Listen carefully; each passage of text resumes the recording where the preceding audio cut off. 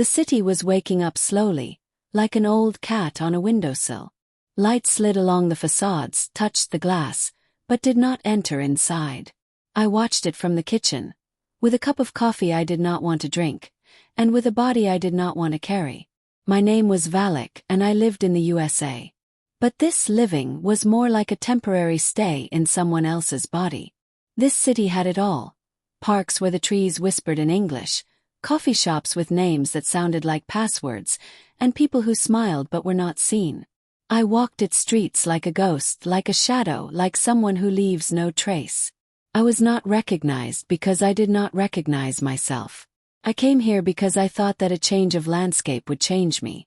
That a new country is a new heart. But the heart does not change with geography. Changes from pain, from the truth, from the way you look at yourself in the mirror when no one is looking. My apartment was quiet. The silence was not cozy, it was empty. I had no friends, no habits, not even a favorite coffee shop. I had created nothing here that could be called mine. I was a tenant in my own life. Sometimes I would go out onto the roof. There you could see the city from above, like in the palm of your hand. I would look at it and think, this city doesn't know I'm here. And I don't know I'm here. I couldn't find myself in its rhythms, in its languages, in its expectations. I couldn't even find myself in my own voice. I wrote. I wrote because it was the only form of breathing that didn't hurt. The words didn't require a passport, didn't ask where I was from. They just were. I wrote about myself like a hero who no one could save. I wrote because I wanted to find a home, not in a building but in a sentence. Not in a room but in the pause between words. Once I wrote, I have learned to be my own home. And I was scared, because it sounded like the truth. And the truth is always the beginning of pain. But I left that sentence, like a seed, like something that can sprout. I didn't live in this city. I was in it, like water in a glass that no one drinks. But something was changing, slowly, like light gliding across facades, like a heart learning to beat not for anyone but for itself. And I began to listen to myself, not loudly, not confidently, but honestly. That was the first crack in the wall that I had built for myself. And I wasn't scared. I woke up in the morning feeling like I was in debt. My body was heavy, like a suitcase that had been forgotten to be unpacked. I looked at myself in the mirror and saw no home.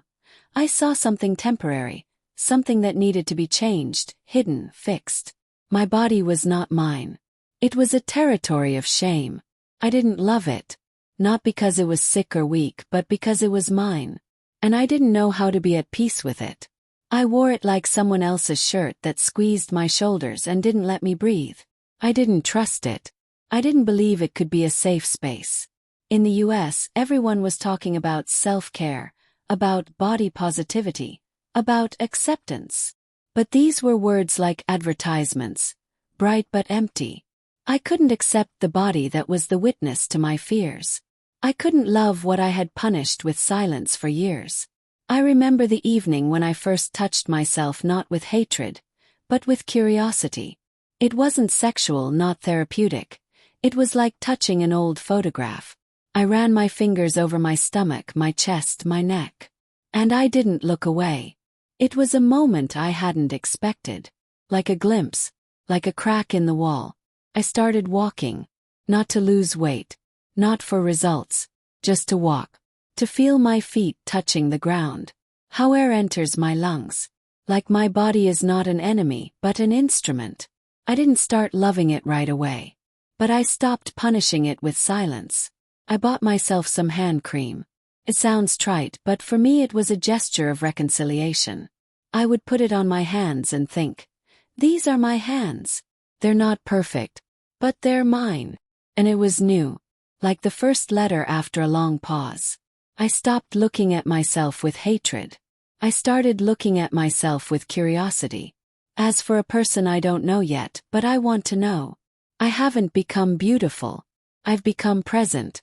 Sometimes I've stood in front of the mirror and said, you are not the enemy. It was like a prayer, like a spell, like an attempt to rewrite an old story. I didn't trust my body, but it trusted me. It waited. patiently, like a house that doesn't close its door even when you don't come back. And I started to come back. Not with triumph, but with tenderness. Silence used to be an enemy. It came at night like a thief and stole my peace. I was afraid of it because in the silence you could hear yourself. And I didn't want to hear myself. I wanted noise, the TV, music, other people's voices. Anything that could drown out my own. But one evening I forgot to turn on the light. And I wasn't scared. I sat in the dark on the floor, leaning against the wall. And I listened. Not the external but the internal. How the heart beats. How thoughts pulsate. How the body breathes. It was a silence that demanded nothing. Simply was. Like a presence. Like a home in which no one screams. I began to look for her. Not as an escape but as a return. I turned off the phone. Not out of protest, out of necessity. I stopped answering immediately. I stopped being available. And for the first time I felt that I did not disappear when I was not heard. I bought myself a candle. A small one with the smell of lavender. It burned slowly like a memory. I sat next to her and wrote. Not for anyone. Not for publication. I simply wrote. As I breathed. As I was. Silence became my friend. Did not ask why I did not answer. It did not demand explanations. It was simply there. Like Yulia when we are silent together. Like those moments when there is nothing to say, because everything has already been said with our eyes. I started walking without headphones. Hearing the birds. Hearing my steps. Hearing how thoughts take their time. 'Twas new. Like the first day after a long illness. Like returning to myself. I realized that silence is not emptiness. It is space. It is a room in which you can be yourself. Without roles. Without expectations. Without fear. I stopped being afraid of loneliness. 'Cause it stopped being loneliness. It became freedom. And I started building a house. Not from bricks but from pauses. Not from furniture but from honesty. Silence did not scare. It healed. And I let it stay. I spoke languages that weren't mine for a long time. English for survival. Ukrainian for memory. Silence for protection.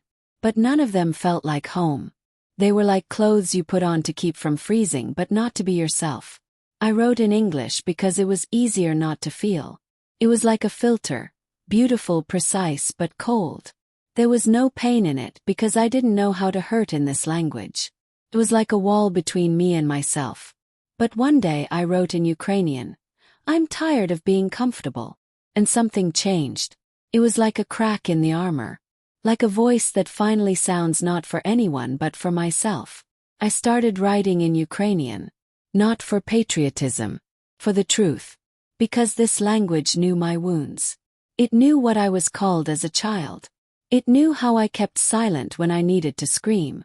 She didn't ask why I was like this. She was just there. I wrote myself letters. I didn't send them. I just wrote. Valak, you have the right to be. Valak, you don't have to explain.